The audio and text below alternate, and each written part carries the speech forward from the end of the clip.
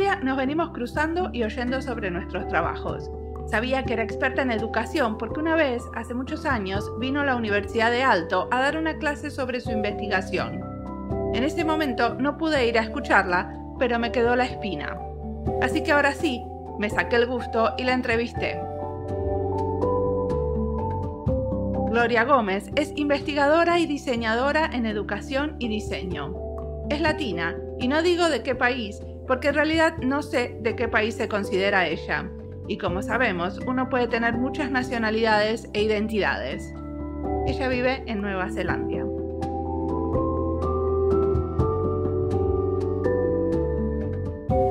Mi nombre es Mariana Salgado, esto es Diseño y Diáspora.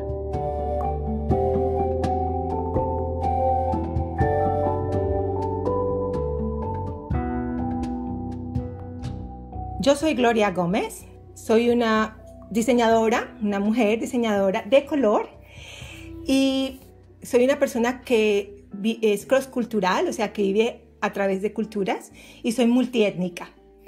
Digo que vivo a través de varias culturas porque he vivido en muchos países. Y digo que soy multiétnica pues porque, como le explico siempre a las personas que me conocen por primera vez o que no conocen mucho de colombianos que son como yo, les digo que yo soy parte blanca, parte negra, afrodescendiente y parte indígena. Los porcentajes no sé exactamente cómo son, pero soy todo eso. Pero vos sos colombiana. Sí. Bueno, nací en Guatemala de padres colombianos, porque pues cuando ellos vivían en Guatemala, pues yo vine al mundo. Pero soy colombiana por nacionalización, porque ellos dos son colombianos, y criada en Colombia y en el Ecuador, porque mis padres decidieron irse para el Ecuador cuando yo estaba chiquita. Entonces, viví en el Ecuador hasta que cumplí 18 años. ¿Y ahora dónde vivís? Ahora vivo en Nueva Zelanda.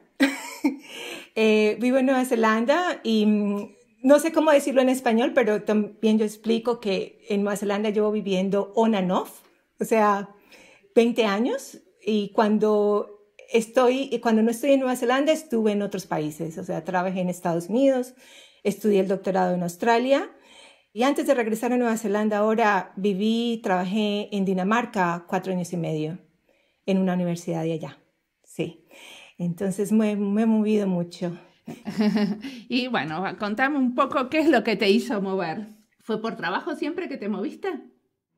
Sí, inicialmente fue por trabajo. Cuando hice mis estudios de diseño en Colombia, o sea, yo hice mi pregrado en diseño gráfico en la Universidad Pontificia Bolivariana en Medellín.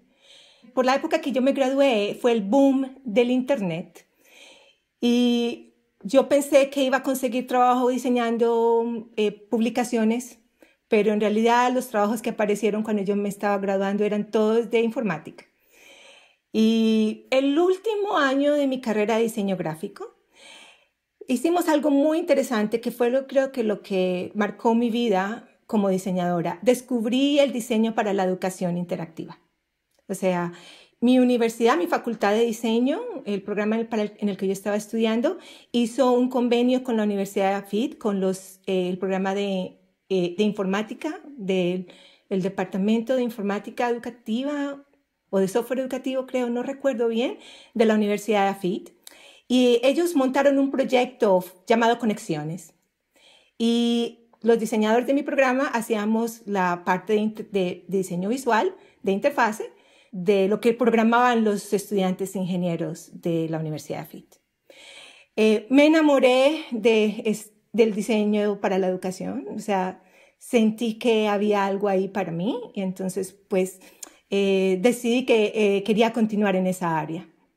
Corrí con la suerte de que había una plaza por esa época en un programa en la Universidad de los Andes, en el Departamento de Ingeniería de la Universidad de los Andes había un grupo de informática educativa y por esa época ellos se ganaron unos dineros para montar un proyecto que se llamaba Ludomática y como parte del proyecto había que diseñar la ciudad fantástica. Entonces ese fue mi primer proyecto. Diseñaron una ciudad fantástica. Sí, se llamaba la ciudad fantástica. ¿Qué es una ciudad fantástica? Bueno, pues la idea era diseñar un espacio donde los niños, un espacio virtual donde los niños entraban a recorrer la ciudad, diferentes ambientes de la ciudad. A mí me tocó diseñar la ciudad acuática, me acuerdo. Unos artistas que contrataron diseñaron la ciudad terrestre y la ciudad aérea. Yo creo que, no, perdón, a mí me tocó la ciudad aérea, yo creo, sí, la ciudad aérea. Y entre todo el grupo, fue un proyecto maravilloso, éramos un grupo multidisciplinar delicioso y diseñamos esta ciudad fantástica y como parte del proyecto Ludomática. O sea que era como un mundo real donde los estudiantes se metían con sus avatars y hacían cosas ahí, como Minecraft ahora, por ejemplo. Sí, pero eso era antes de Minecraft. O sea, esto era todo bidimensional y me acuerdo que nos tocaba diseñar, a mí me tocó diseñar los personajes de la ciudad, inclusive está en mi página web todavía, si lo buscan por ahí encuentran al niño y a la niña exploradora. Para el diseño de eso me tocó aplicar las técnicas de Disney, con las que Disney diseñó las primeras películas de Blancanieves y una de las Blancanieves y la Cenicienta. Me acuerdo que me fui a la biblioteca, me busqué cómo uno hace stop animation y entonces diseñamos los dos avatares. Tenía uno que escoger si uno quería ser niño o uno quería ser niña para entrar a la ciudad fantástica. Y esto fue diseñado para poblaciones vulnerables en la ciudad de Bogotá, para niños que vivían en los hogares del ICBF, del Instituto Colombiano de Bienestar Familiar. Ellos fueron nuestro grupo piloto y entonces trabajamos con esos niños. Y ese fue el proyecto, pues, que de alguna manera, o sea, el primer proyecto fue la Pachamama, que fue un proyecto como estudiante en diseño. Luego fui a la Ciudad Fantástica en los Andes y allí fue cuando yo decidí, listo, tengo muchas ganas de hacer una maestría o estudiar fuera. Para contar la historia un poco corta, terminé trabajando en un proyecto en los Estados Unidos, se llama CIMAP Tools, diseño de mapas conceptuales, y pues allí ya no diseñaba para niños, sino que estaba trabajando en el diseño de la interfaz de esta aplicación de software para hacer mapas conceptuales. Y allí con esta gente en el Institute for Human and Machine Cognition trabajé 2 años.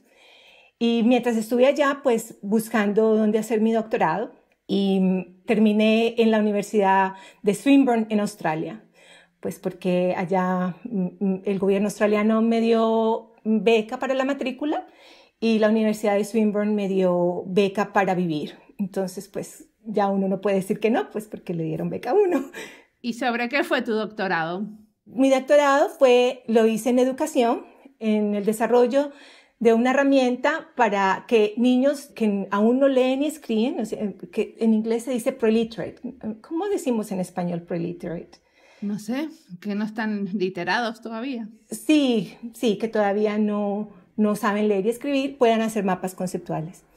Y en este proyecto fue muy interesante porque aquí descubrí, yo creo que aprendí las herramientas que todavía estoy utilizando en mi carrera, porque cuando fui a hacer mi doctorado a Australia, la gran diferencia fue que ya no estaba en un equipo multidisciplinar, ya no había demasiado dinero porque ya no teníamos los fondos de gobierno o los patrocinadores grandes. Era Gloria en la Facultad de Diseño de la Universidad de Swinburne haciendo su proyectico con 0 dinero. Y tenía yo la ambición de aprender, yo quería una cosa que no había podido hacer en mis trabajos anteriores al doctorado, era que yo quería aplicar el diseño centrado en el usuario, así como decía al pie de la letra, como estaba en los libros. Y en esa época los que mandaban la parada de esto eran Benny Schneiderman, que estaba en la Universidad de Maryland, y por esa época le escribí él coeditó un libro de HCI muy famoso, y bueno, Donald Norman y su libro de The Psychology of Everyday Things, que después Poet, creo que se llamó inicialmente, y luego pues se llamó The Design of Everyday Things, que eso fue el nuevo nombre que tuvo, creo que en el 1998. Entonces allí el doctorado era diseñar una herramienta para que niños que no sabían leer y escribir pudiesen hacer mapas conceptuales, pero utilizando la metodología de diseño centrado en el usuario. Lo que pasó es que debido a la manera en que yo estaba, que no tenía apoyo de equipo multidisciplinar, pues me tocó rediseñar el método de diseño centrado en el usuario para que funcionara en un espacio de un solo diseñador. Entonces, y de así fue como salió este método que yo le llamo Bridging Design Prototypes, que es un método para diseñadores individuales o para pymes o pequeñas empresas que quieren hacer diseño centrado en el usuario, lo hagan, pero con instrumentos alternativos. En el momento que yo estaba haciendo mi doctorado, yo pensé que solamente estaba investigando el diseño de una herramienta de mapas conceptuales para niños que aún no leían, pero en paralelo también estaba diseñando el Bridging Design Prototype. Y lo llamo Bridging porque es un método puente que le permite a un diseñador que no tiene muchos recursos financieros, humanos, diseñar algo que una comunidad de usuario o de usuario potencial pueda aceptar. Como yo no traía el big team, el gran equipo, era yo solita tocando la puerta de los colegios, de las escuelas de preescolar, los preescolares en Melbourne, era yo sola haciendo esto y repensando el método para poderlo utilizar como diseñadora individual. ¿Y este método en qué consiste? ¿Es como una serie de ejercicios o cómo es? Tiene principios, 6 principios. Y la idea es que si uno cumple del principio del 1 al 5, lo que uno termina teniendo es un prototipo funcional que la comunidad de usuario acepta incluir en sus actividades reales. Entonces, lo que yo me encontré en los espacios que trabajé es que los profesores de preescolar no tenían tiempo para evaluar o experimentar con un prototipo X. O sea, la gente porque como vuelvo y te digo, como mi proyecto no estaba dentro de un laboratorio en donde tú identificas un grupo piloto y se organiza, se firman unos contratos, sino que yo lo que hacía era tocarle la puerta a X o Y profesor o director de escuela que me dejase entrar y todos me decían que no tenían tiempo. Entonces yo dije, bueno, lo que tengo que diseñar es algo que no sea tan ambicioso, que sea pequeño, pero que le permita a este profesor cambiar la manera que enseña algo en un tiempo limitado. El método lo que le permite al diseñador, los 6 principios, es cambiar la manera de pensar sobre su diseño. Entonces, por ejemplo, toda la información que uno recolecta, ya sea de manera secundaria o primaria, hay que organizarla utilizando los principios y de esa manera tú logras tener un prototipo funcional al final del proceso. Y el prototipo no tiene que ser super flash, ¿no? Es un prototipo que le permite a las personas cambiar su actividad de acuerdo a lo que el diseñador propone o lo que se ha conversado con las personas y a partir de ahí empezar un proceso de diseño conjunto. Porque lo que hace un Bridging Design Prototype es demostrarle a ese grupo de usuarios que una nueva manera de enseñar es posible, que es muy difícil demostrar eso en un ambiente educativo. Los ambientes educativos tienen unos procesos de cambio muy lentos. Entonces, lo que yo encontré con esto es que permite experience prototypes, o sea, prototipos que permiten experiencias, pero que cuando los profesores y los niños utilizan el prototipo, su manera de pensar cambia. Eso es lo que yo estaba buscando. Perfecto. Y después creaste una empresa. ¿Me contás cómo fue y qué hace tu empresa? La empresa la creamos con mi esposo. Bueno, él es desarrollador de software y la empresa fue fundada en el 2004. La manera en que esta empresa nació fue que simplemente una persona que Rodney conocía, o sea, que él conocía de su trabajo anterior, le dijo que él tenía X dinero y que sí podía utilizar esto para diseñar un sistema encriptado para enseñar a distancia temas de medicina. Bueno, el sistema que se diseñó fue un sistema con DVD, en donde la información se recopilaba por medio de páginas HTML, se empaquetaba en el DVD y luego se le mandaba a los estudiantes de medicina en diferentes partes, en 3 o 4 partes del mundo. Luego los estudiantes cuando recibían el DVD, pues utilizaban una clave, una palabra clave para acceder a la información. Bueno, lo que pasó es que este negocio de esta manera no podía crecer porque Rodney tenía que sentarse antes de que el semestre empezara a hacer todos los DVDs manualmente. Entonces, él me preguntó un día que si podíamos utilizar el Bridging Design Prototype para diseñar una herramienta diferente. Entonces yo le dije, pues que sí lo podíamos hacer. Entonces, utilizamos el método para investigar qué era el tipo de tecnología que estos doctores que estaban utilizando Ocean Browser, que así es como se llamaba la aplicación, podrían aceptar ya con las tecnologías web que estaban viniendo. Entonces, diseñamos OV3. En este momento lo estamos promocionando como OV3, Beautiful Study for Lifelong Learning. Y la idea es que es una herramienta que le permite a las personas construir documentos ricos en medios. O sea, tú puedes construir un documento con texto, con video, con audio. Puedes incluir una encuesta, puedes incluir tweets, elementos de Facebook. Y el documento muestra todo en una página, como una página web interactiva. También lo que permite es que los estudiantes y los profesores pueden hacer comentarios sobre cada elemento que existe en la página. Entonces, de esta manera lo que hacemos es que los estudiantes realmente participen en clase de una manera asincrónica. Entonces, ese diseño, lo que notamos es que lo diseñamos para permitir a los profesores y a los estudiantes que estuviesen más activos en un proceso de discusión de contenido médico. Pero lo que pasó con el tiempo es que los profesores empezaron a darle el control a los estudiantes. Entonces, por ejemplo, los estudiantes ahora diseñan colecciones junto con los profesores. Entonces, por ejemplo, un profesor asigna un tema a un estudiante y el estudiante desarrolla el tema por 6 semanas y luego invita a los otros estudiantes a que revisen lo que se desarrolló y de esta manera hay una construcción de conocimiento en equipo y el profesor se vuelve un facilitador de conocimiento. Esto es lo que OV3 está haciendo para personas. Perfecto. Y esto es para estudiantes de medicina, pero aparte tienen otro tipo de productos porque yo estuve viendo que tienen entiendo que tienen mucha investigación hecha sobre cómo se puede ayudar a personas con diferentes discapacidades, ¿puede ser? O necesidades especiales. Bueno, lo que pasa es que ese es un proyecto que a mí me apasiona mucho y hace algunos años empezamos a mirar cómo desarrollamos este proyecto un poco más este año, pero nosotros lo vendemos de esta manera. Ha sido diseñado para personas que no tienen tiempo. Entonces le llamamos Time Starved Academics. Y para personas que tienen un nivel de digital literacy básica.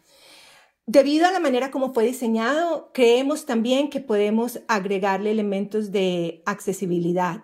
Nuestra idea es que en algunos años nosotros queremos que la manera de interactuar con OV3 no requiera el uso de teclado o del ratón, sino que sea una manera a nivel de voice input. Comandos de voz. Y de otras técnicas. Bueno, yo te pasé un documento a ti. Hicimos unas entrevistas con unos colegas de una universidad en Cali. Entrevistamos 5 o 6 personas profesionales con discapacidad severa. Y les preguntamos a ellos cómo utilizaron las tecnologías para desarrollar sus estudios y su trabajo. Queríamos aprender sobre las tecnologías que ellos estaban utilizando. Entonces, a partir de aprender cómo ellos utilizan esas tecnologías y los problemas que ellos enfrentan con ellas, nosotros podemos crear unas soluciones que sean más humanas. A mí lo que siempre me ha interesado en el diseño de productos desde que empecé a ser diseñadora es cómo hacer la calidad de vida de las personas mejor. Bueno, empezando con los niños pequeños cuando trabajaba en Colombia y luego cuando me fui a hacer mi doctorado también seguí con niños pequeños, pero también me di cuenta cuando empecé a utilizar el diseño centrado en el humano y luego lo adapté al Bridging Design Prototypes, me di cuenta que siempre uno está diseñando para una comunidad. Y lo mismo estamos haciendo en OV3, o sea, estamos ahora diseñando para la comunidad de educadores y estudiantes, pero todo el mundo en este momento tiene muy poco tiempo para todo. O sea, cuando nosotros hablamos con un estudiante, nuestros estudiantes son todos de posgrado y tienen hijos, y los profesores son doctores o parteras, por ejemplo. Nosotros tenemos unos clientes que son parteras y son también madres y abuelas, y todo el mundo está muy ocupado. Entonces, nosotros creemos que estudiar las herramientas que OV3 genera tienen que ser herramientas que le permitan a la gente tener una vida más tranquila. Entonces, una manera de pensar en OV3 es decir, listo, que yo pueda actualizar esta página con la que estoy enseñando 5 minutos antes de empezar a dar la clase, ¿no? O que lo pueda hacer los 5 minutos que yo tengo en el elevador antes de entrar a la cirugía. Entonces, esa es la manera en que estamos diseñando. Que sean tecnologías que se adaptan a la vida de la gente y no que sean tecnologías que hacen que las personas se sientan más enfermas. Entonces, el proyecto de Inclusive Design y de accesibilidad que estamos haciendo es pensando en eso, en prevención. Estamos pasando muchísimo tiempo en el computador, tipeando, trabajando. Yo me agoto mucho a veces enfrente del computador y yo digo, no, necesitamos otro tipo de tecnología para estudiar y para trabajar.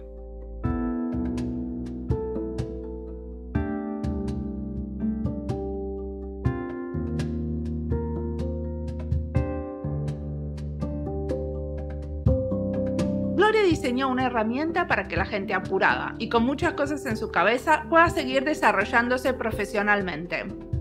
El ámbito de la educación permanente, o sea, la actualización profesional, es muy importante y me parece que es un ámbito a veces poco valorado.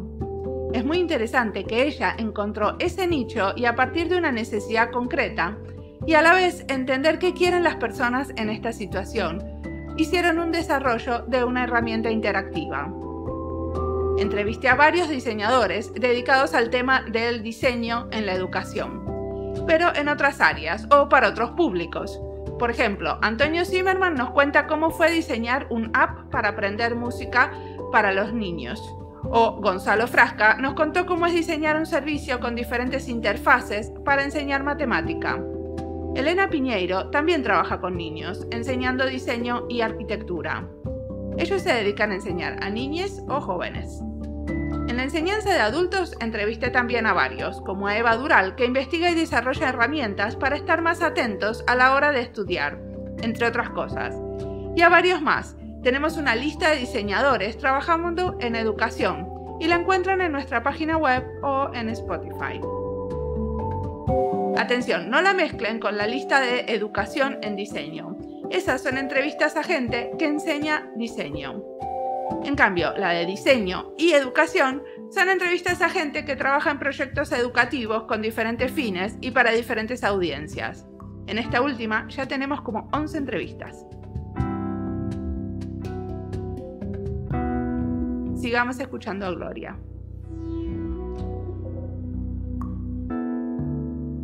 ¿Y me querés contar sobre ese proyecto que tenías, que estás como compilando información de diseñadores y querés aprender de diseñadores latinoamericanos? Sí, mira, lo que me ha pasado es que hace como 1 año y medio más o menos vengo usando OV3 para mis proyectos de aprendizaje informal. Y estoy aprendiendo mucho de los diseñadores jóvenes que están ahora saliendo y haciendo sus cosas, ¿no?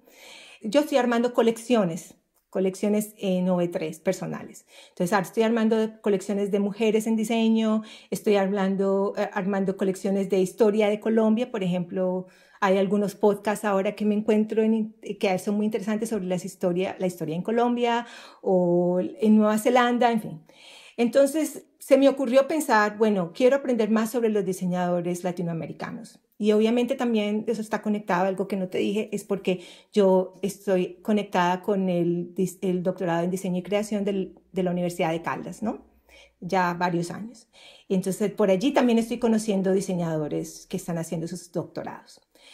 Entonces yo dije, bueno, quiero armar una colección. Y yo dije, ¿será que alguien ya la está haciendo? Entonces me metí a internet y te encontré a ti, Mariana. Entonces yo dije, wow, Mariana, yo conozco a Mariana. Y ahí me acordé y me puse muy feliz. ¿Y estas colecciones que armás se pueden compartir o no? Porque en realidad tengo que tener esto V3, si no, no puedo. Sí, pero yo puedo invitarte y entonces tú tienes acceso a la colección. O sea que la idea es armar una comunidad de diseñadoras que enriquecen esa colección que vos tenés para vos. Exacto. Entonces, por ejemplo, yo he armado un documento V3 sobre ti, Mariana. Entonces, lo he armado. Y también lo he ido armando de las personas que he ido escuchando en tu podcast, ¿no? Entonces, voy armándolo y luego no solo pongo lo que aprendo de ellos a través de tu podcast, sino que luego voy y hago una búsqueda en internet y me encuentro videos y me encuentro tweets y me encuentro elementos en Facebook y me encuentro escritos y entonces voy agregando todo eso. Entonces mi idea es empezar a contactar a estas personas y invitarlas a que ellos editen y complementen la página. Y así vamos hablando una especie como un directorio de diseñadores latinoamericanos. Obviamente, inicialmente yo estaba pensando en arrancar con mujeres, porque yo siento que la visibilidad de la mujer diseñadora, bueno, y la mujer en general en muchísimas profesiones es mucho menos que la de los hombres, pero pues como que viendo lo que tú estás haciendo con diseño de diáspora está cambiando eso. Pero obviamente yo lo estoy haciendo de una manera muchísimo más informal. Sin embargo, en julio tuvimos el Tech Week en New Zealand, aquí en Nueva Zelanda, y entonces propuse un workshop para usar OV3 de esta manera a la comunidad. O sea, me pregunta, o sea, la gente que lo organizó me preguntó que si yo tenía alguna idea para presentarla abiertamente a la comunidad. Y entonces yo dije, bueno, voy a proponer este workshop, este taller. Y entonces lo hice y tuve mucha gente que le interesó. Entonces yo dije, ok.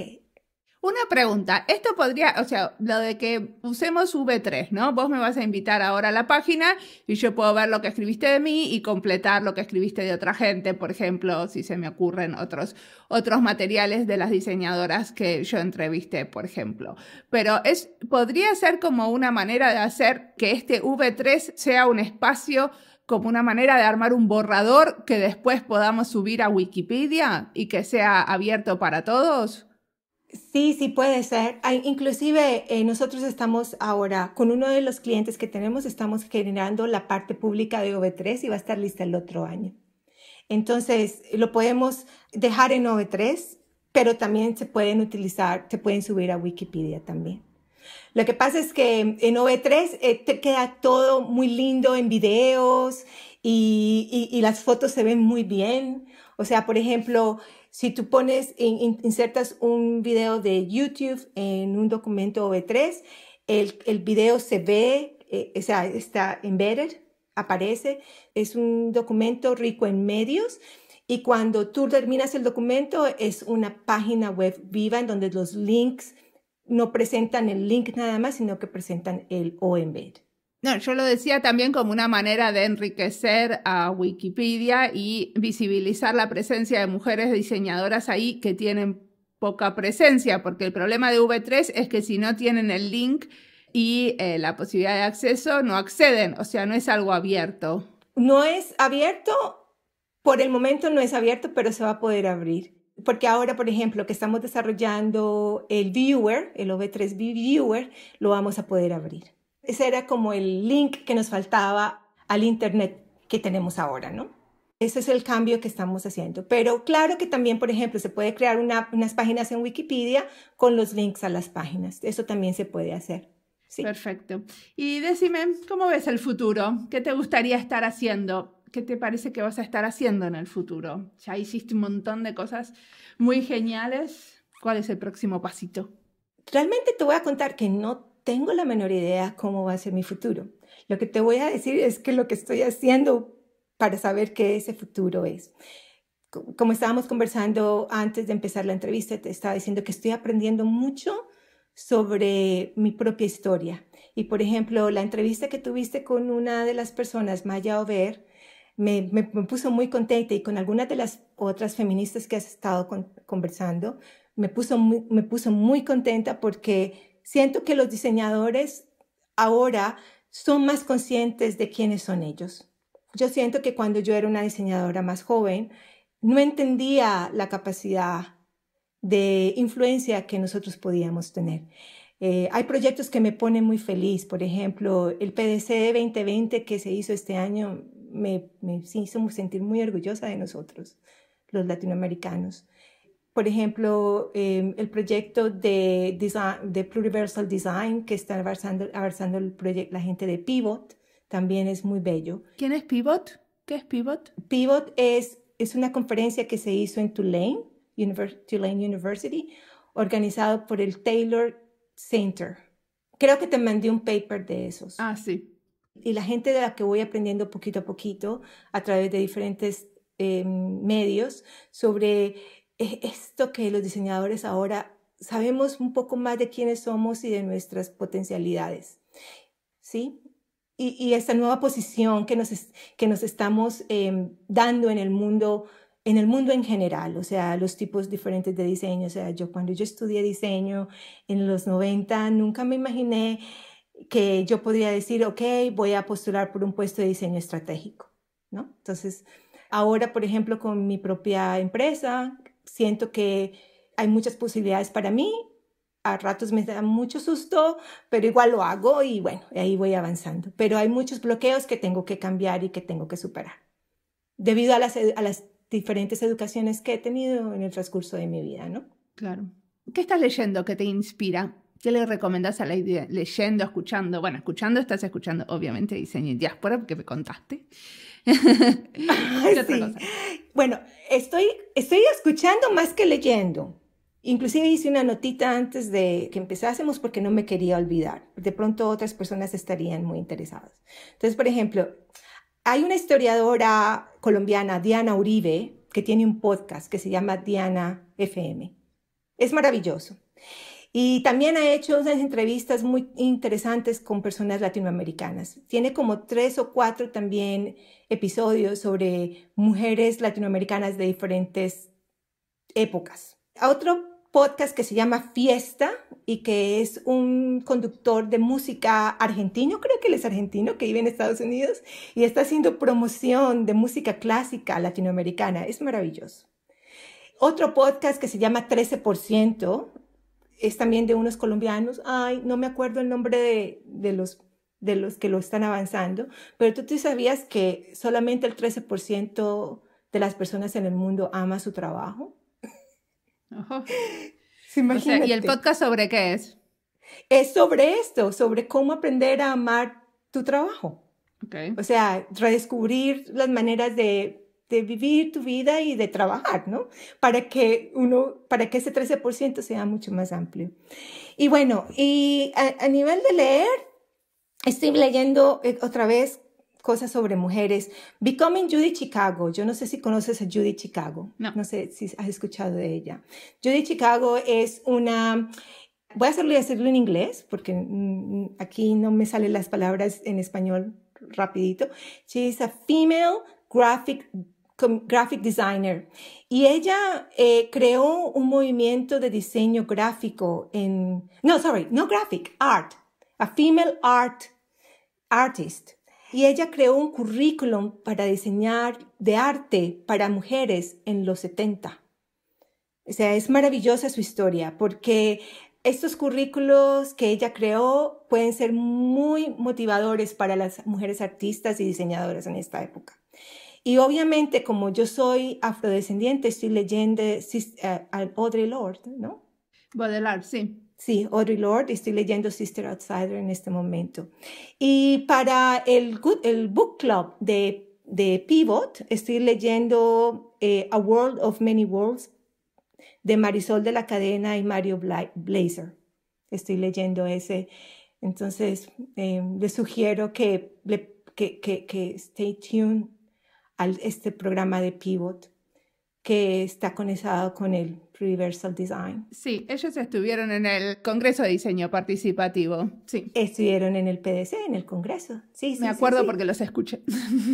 Sí. Y bueno, y obviamente pues nuestros amigos, ¿no? Adriana y todos ellos, ¿no? Adriana Botero y todos ellos que están haciendo cosas maravillosas. Si no hubiese sido por Adriana y Andrea. Todos ellos, yo no sabría de Decolonizing Design, no sabría. Sí. Sí. Qué suerte que tenemos esos amigos. Sí, hay algo muy hermoso pasando en este momento en el diseño y que está cambiando. Por eso te digo, no sé mi futuro, pero siento que con todos estos aprendizajes va a ser muy interesante.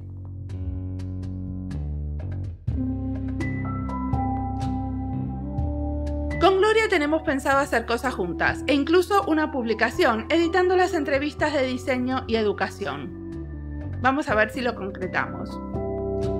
Una tiene tantas cosas en la cabeza y tantos planes que a veces no es fácil incluso acordarse de todo lo que quiere. Pero editar esta entrevista y pensar en ella me hizo recordar que tenemos pendiente una colaboración o empezar por algún lado con esto de hacer cosas juntas. Algo de lo que quería reflexionar era sobre el aprender a través del podcast, como una herramienta para hacer esto de la actualización profesional. Yo aprendo cuando charlo con la persona, porque escucho sobre proyectos interesantes y estoy muy atenta a que se entienda todo y la entrevista fluya. O sea, que también aprendo a hacer entrevistas. Después de esta charla, hay una segunda capa cuando leo las notas que tomé en la entrevista y pienso qué puedo decir, comentar o reflexionar en relación a la entrevista. Escribo unas notas y grabo algo. Al final escucho otra vez la entrevista ya editada por Julián o por Andy y ahí saco las frases claves con las que vamos a promocionar la entrevista. Y no son necesariamente frases tal cual, sino que necesitan un poquito de edición. Y de eso también se aprende, porque tengo que resumir y simplificar conceptos o ideas. También me toca escribir un texto para Anchor cuando publico el podcast, que es el mismo que va en la página web. Ahí busco los links que me mandaron o los encuentro online. Entonces, es un poco como cuando uno va al colegio. Hago resúmenes y reflexiones sobre estas entrevistas 2 veces por semana y lo uso para entrenar mi castellano y para entrenarme a mí en esto de pensar el diseño. Creo que yo encontré mi manera de apostar a las redes y la actualización permanente, haciendo este podcast. Gracias por darme la oportunidad de aprender. Si no supiera que hay gente interesada en escuchar, esto no tendría mucho sentido. Como siempre, la música del podcast es de Antonio Zimmerman. El diseño de sonido es de Julián Pereira.